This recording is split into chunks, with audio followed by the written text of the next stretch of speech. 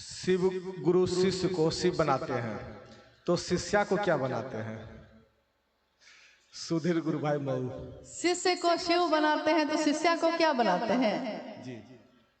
अरे भाई, शिष्य तो शिष्य होता है। लोग बोलचाल में बहुत बातें बोलते हैं, बोलचाल में बोल देते हैं कि जो महिला है तो शिष्या हो गई, स्त्रीलिंग हो गया, पुरुष है तो शिष्य बोल दिए। लेकिन विद्यार्थी तो विद्यार्थी होता है। हमारे बच्चे पढ़ने जाते हैं तो मास्टर साहब जब अटेंडेंस बनाते हैं कि मीना कुमारी आ गई, हाँ आ गई, तब बाद में पूछते हैं कि सारे विद्यार्थी आ गए हैं। थोड़े ही वो बोलते हैं कि सारी लड़कियां आ गई, सारे लड़के आ गए।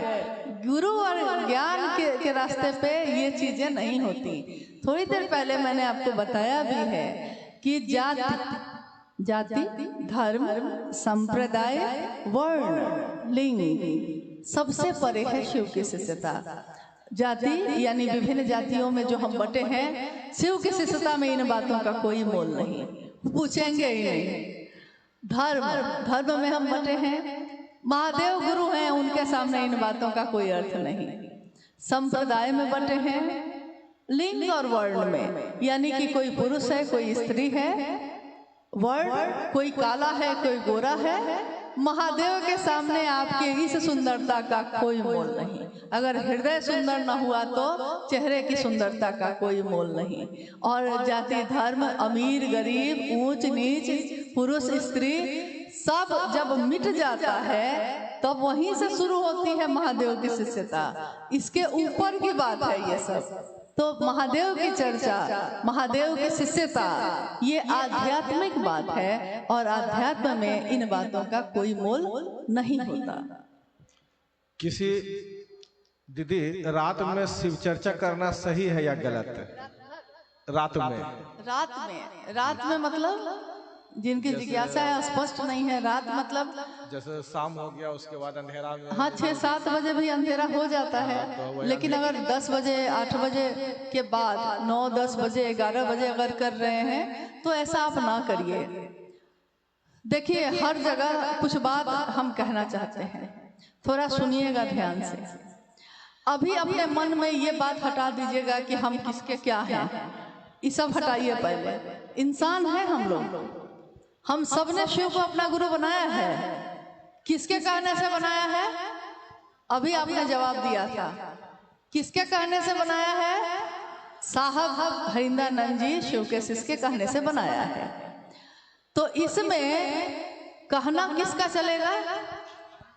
साहब का चलेगा। बात तो उन्हीं की चलेगी ना। तो 3 सूत्रों के अलावा उन्होंने और क्या बताया? और कुछ नहीं बताया। कहा कि 3 सूत्र करना ना सहायक है, मदद करता है। मूल तो है अस्थाई होना। मेरे मन में अस्थाई शिव शिष्यता हो जाए, मूल यही है। लेकिन मदद करता है 3 सूत्र। अब 3 सूत्र जो है मदद के लिए, इसके अलावा साहब ने और कुछ नहीं कहा। फिर उन्होंने देखा कि भीड़ बढ़ गई। शायद आपको मालूम नहीं होगा, पहले जब शिव शिष्यता की शुरुआत हुई थी बहुत कम लोग थे। तो जब कार्यक्रम शुरू हुआ तो 2 दिवसीय होते थे।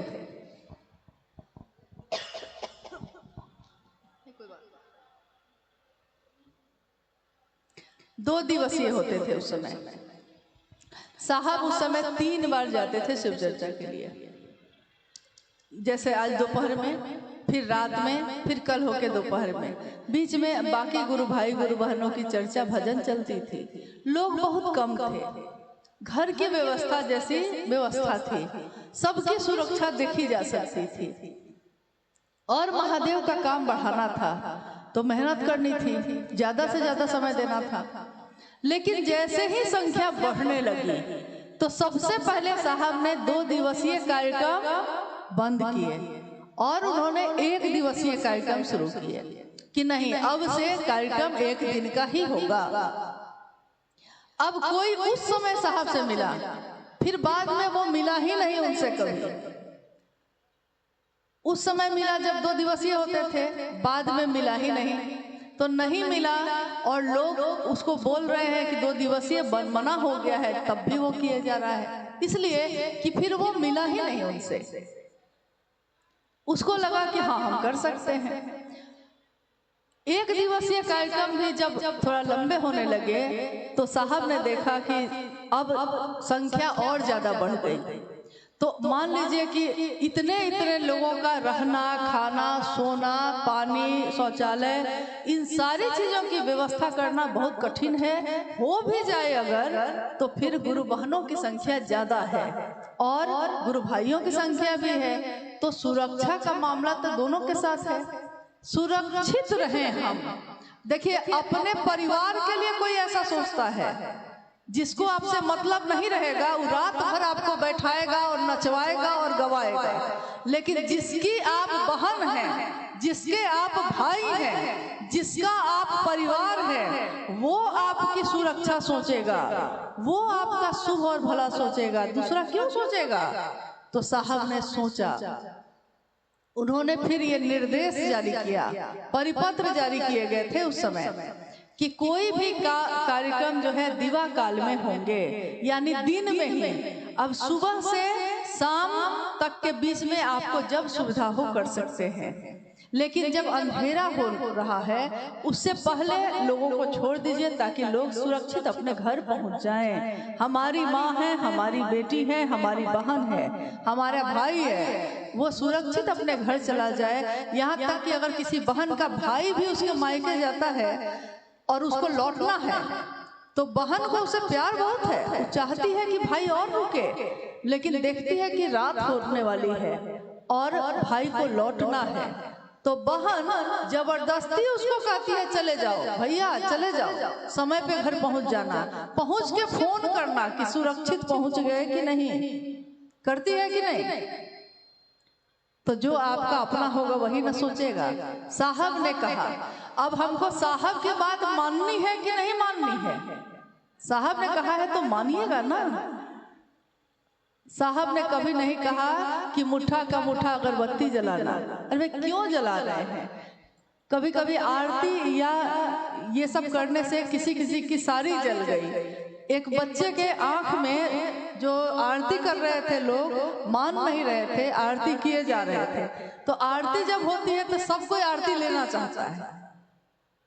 एक गुरुबान के गोद में उसका बच्चा था, उस बच्चे की आंख में ही जलती हुई बत्ती गिर गई। साहब को बहुत कष्ट हुआ। उस दिन उन्होंने खाना नहीं खाया 2 दिन तक। यही सोचते रहे कि मेरे कहने को भी नहीं मानते लोग। आप कहिएगा उनकी पीड़ा क्या है?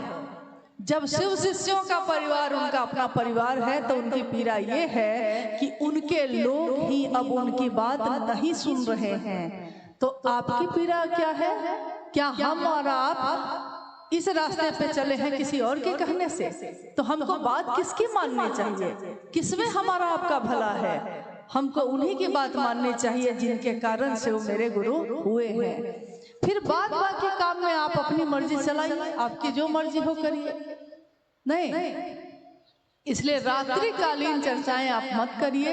गोधूली बेला तक चल सकता है, लेकिन सुरक्षित लोग अपने घर लौट जाए, शाम होते होते लौट जाए।